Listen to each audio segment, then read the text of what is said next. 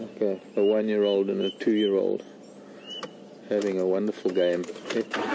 Go down the little track that heads to the old hyena den. I don't think that hyena den is active anymore. But if we go down there and we sit quietly, I'm sure the Ellies will get used to us and they'll let us watch the babies. Rainfall lately, I can't tell how much we've had. I haven't got a rain gauge, but I'm guessing we've had in the region of 100 and something millimeters. Not much in the last week though. This female is getting a little bit concerned, but we'll take it slow. We don't want to disturb them. We don't want to force them on. We want them to just... Can you see over this little bush to the children? Oh, let me go forward a little bit because we want to watch those babies play a little bit.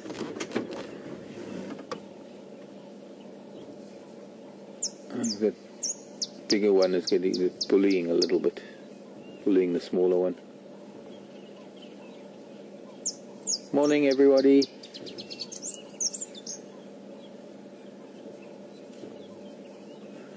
And the blue feather in my hat is from a lilac-breasted roller.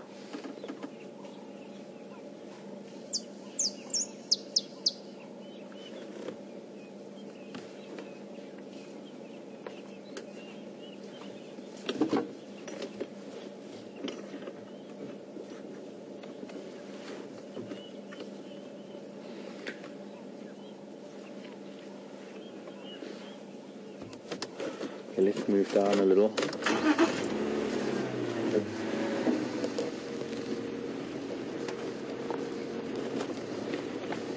Hello, Miss Lely.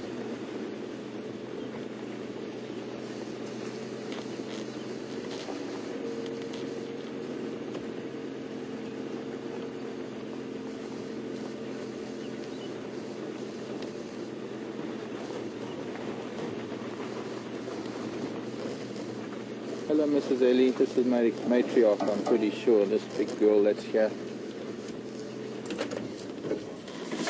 Okay, I'm stopped. I'll be quiet. I'm sorry. I didn't mean to trouble you, girl. That's a little bit of a mock charge. Just I guess a warning. She's not too sure what we plan to do, but if we sit quietly, she'll relax. There she goes to feeding again. Is that what you think of me, huh?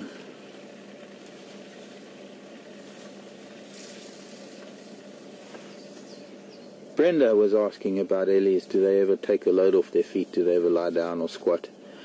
The youngsters do, definitely. And the youngsters tend to lie. They lie down and sleep. Oh, she's really not pleased. That head throw doesn't really need much explanation. It pretty much speaks for itself. Madam, you can't back up anymore. You've got a tree behind you.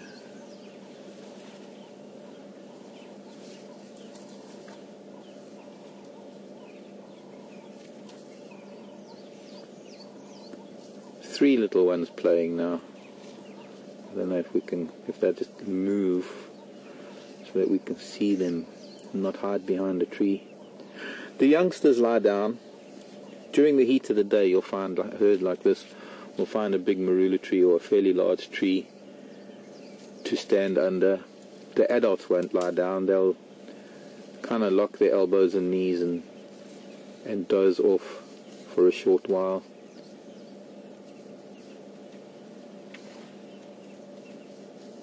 There have been times where I've had adult bulls sleeping, but they require soft sand. They need certain conditions to be able to sleep lying down. But sleep also, one has to remember that for an elephant that has to be pretty much processing food all the time, sleep is it's not the same for them as it is for us. They can doze off for a few minutes.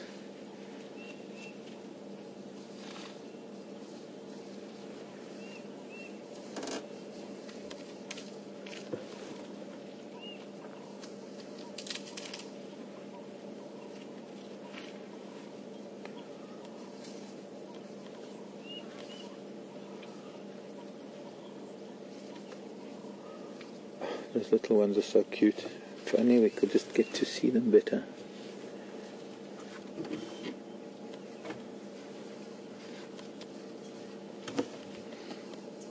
Big mama.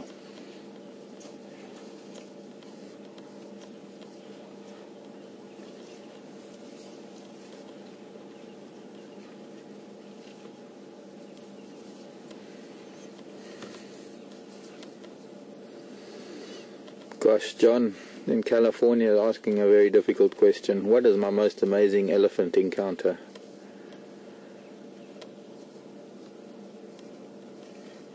We've got to just move and try and see those babies play. They just happen to be right behind a tree.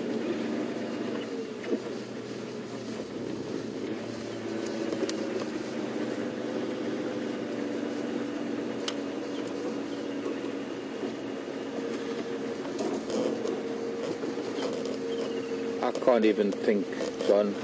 I find it's a very difficult thing for me to single out in certain things like that.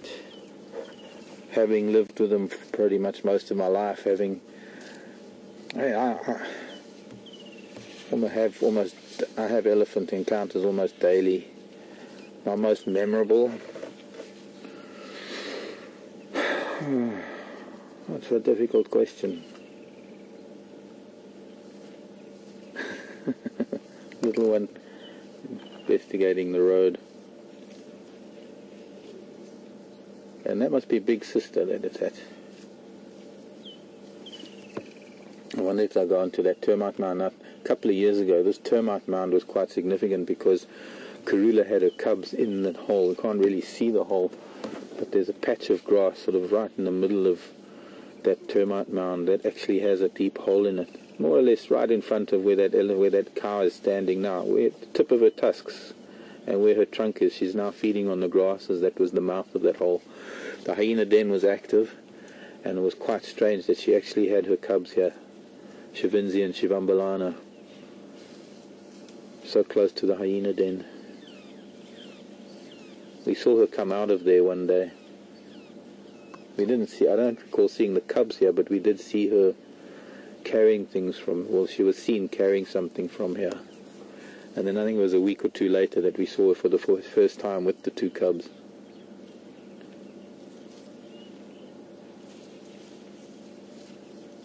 I think if I have to think of some of the memorable encounters I've had, I used to live with a couple of bull elephants that were permanent residents of a camp I was running in Tanzania in the Selous Game Reserve. Resident bulls that I got to know very well. They got to know me. And one bull in particular, who we called Joseph, was a fantastic big bull. And I had a lot of interactions with him. Little one stretching its trunk to smell the matriarch.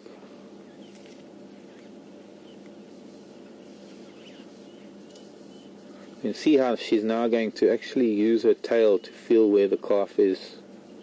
Often they'll do that. They don't see very well directly behind them, but they use the tail and their back legs to feel.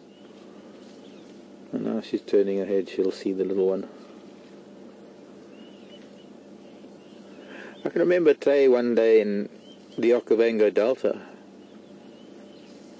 I was in between two camps. My camp, I was running a wet camp, which was a camp on its own little island, and my brother was running the sister camp on the mainland. It was a 3-hour boat ride between the two, and I was between the two. I was in one of the very narrow channels with quite tall papyrus on either side, and there were two elephant bulls playing in the water, and they were really playing. They were tussling and pushing each other under and having a ball. And I stopped upstream and switched the engine off, and I started drifting down towards them. And then as I got a lot closer, and because it was such a narrow channel, they couldn't really get out of the channel very easily, and I couldn't. The only way I would be able to do anything was starting up the engine and moving back upstream, but the engine wouldn't start, it was flooded. And I remembered this little flat-bottomed aluminium boat drifting down almost into these two bulls playing, and they both stuck their head up out of the water.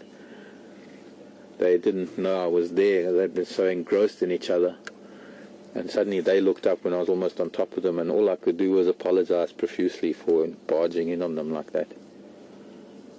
But they both moved aside and I drifted past.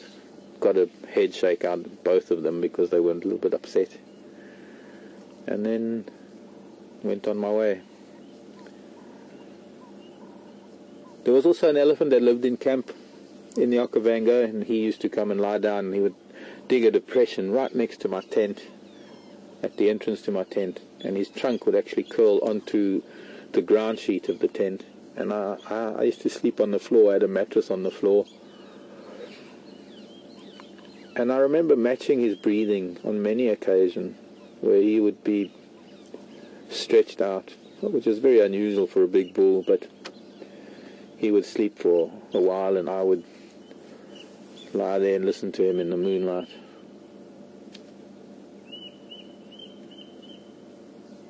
And we'd talk to each other.